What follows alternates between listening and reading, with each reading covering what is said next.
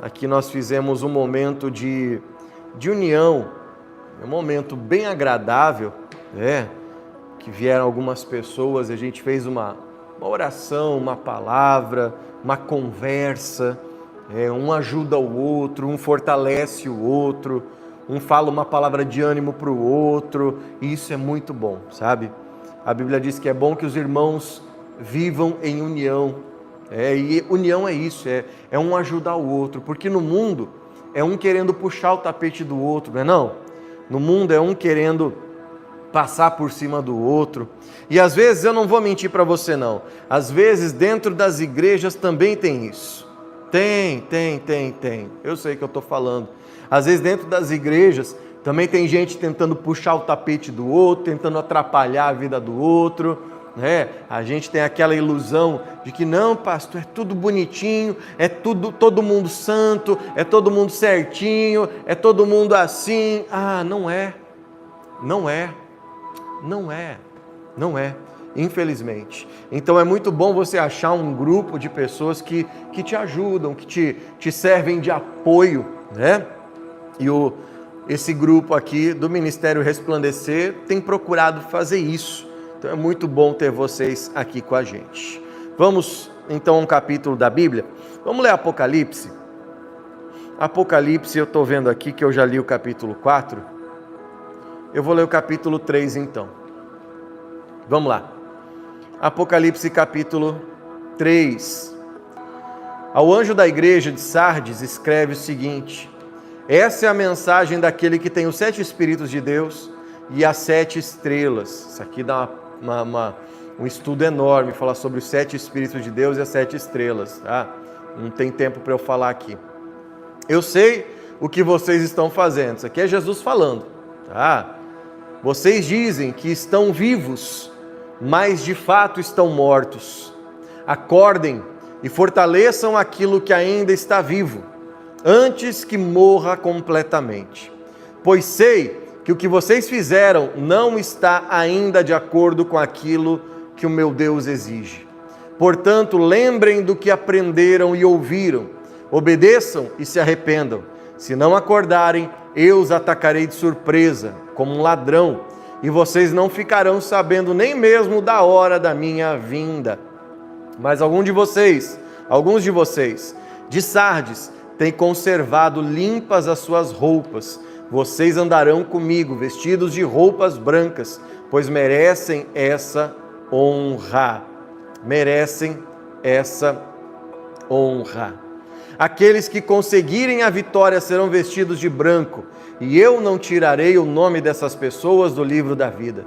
Eu declararei abertamente na presença do meu Pai e dos seus anjos que elas pertencem a mim. Portanto, se vocês têm ouvidos para ouvir, então ouçam que o Espírito de Deus diz às igrejas. E repara que para essa igreja, ele chama a atenção, ele fala: igreja, acorda, se fortalece. Você acha que está vivo, mas você está morto. E se você não acordar, ele diz: eu vou vir, vou pegar o pessoal, vou levar embora, você nem vai saber. Você nem vai ter visto o que aconteceu. E as igrejas têm uma teoria, que eu até sou adepto dessa teoria, quanto às 7 cartas das igrejas, que você tem ali o capítulo 2 e capítulo 3, são 7 cartas que João envia às 7 igrejas. E essas 7 cartas às 7 igrejas, na verdade, é a voz do próprio Deus, é o próprio Jesus falando com as igrejas. Eram 7 igrejas diferentes, mas tem uma teoria que diz que não era apenas as 7 igrejas daquela época, mas que as 7 igrejas representam, na verdade, 7 períodos da igreja, momentos da igreja, que a igreja ia passar. E se você analisar cada uma das cartas com cuidado, e você estudar um pouquinho da história da igreja cristã, desde a época dos apóstolos, até a época que foi passando ali pela Idade Média, até a nossa época, você vai ver que concilia muito certinho. É muito parecido com a história da humanidade. É muito parecido, para dizer que é coincidência. Para mim, realmente, é o próprio Deus contando a história da igreja.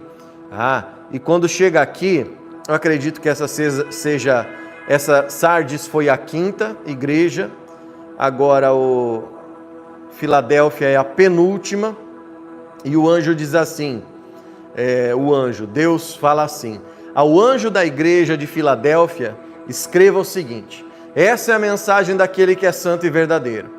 Ele tem a chave que pertence ao rei Davi. Quando ele abre, ninguém fecha, quando ele fecha, ninguém abre. Eu sei o que vocês estão fazendo, sei que tem pouca força, vocês têm seguido os meus ensinamentos e têm sido fiéis a mim. Eu abri diante de vocês uma porta que ninguém pode fechar. Escutem, quanto àquela gente que pertence a Satanás, aqueles mentirosos que afirmam que são judeus, mas não são, eu farei com que eles venham e caiam de joelhos diante de vocês. E todos eles saberão que eu amo vocês. Vocês têm obedecido a minha ordem para aguentar o sofrimento com paciência. E por isso, eu os protegerei no tempo da aflição que virá sobre o mundo inteiro, para pôr à prova os povos da terra. Esse versículo aqui é um versículo que fortalece muito a nossa ideia de um arrebatamento antes da tribulação. A tribulação vai ser o pior momento da história da humanidade. Isso todo teólogo, todo pastor que entende um pouquinho concorda. Vai ser o pior momento. Vai ser um momento terrível. Julgamentos, juízos, ira de Deus. Vai ser um momento de catástrofes naturais. Vai ser um momento terrível. Perseguição religiosa contra os cristãos. Isso vai ser terrível, na melhor das palavras. Você sabe aquilo que aconteceu com os judeus anos atrás? Nós sabemos lá do pessoal lá eu não posso falar muita coisa, mas acho que para bom entendedor você já entendeu o que aconteceu lá em 1930 e pouco, 40, aquela época lá, com os judeus, Aquilo lá foi terrível, foi um dos piores crimes, se não o pior crime da humanidade. Mas a tribulação vai ser ainda pior. Pior. Principalmente os últimos 3 anos e meio da tribulação.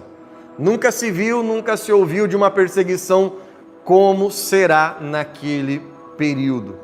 E esse versículo aqui é um dos versículos que corrobora com a nossa ideia de que a igreja não vai participar do período da tribulação. E eu tenho que ser sincero para você, que tem outras ideias. Tem gente, teólogos, que defendem que sim, a igreja vai passar pelo momento da provação. O mundo vai estar pegando fogo e a igreja vai estar no meio.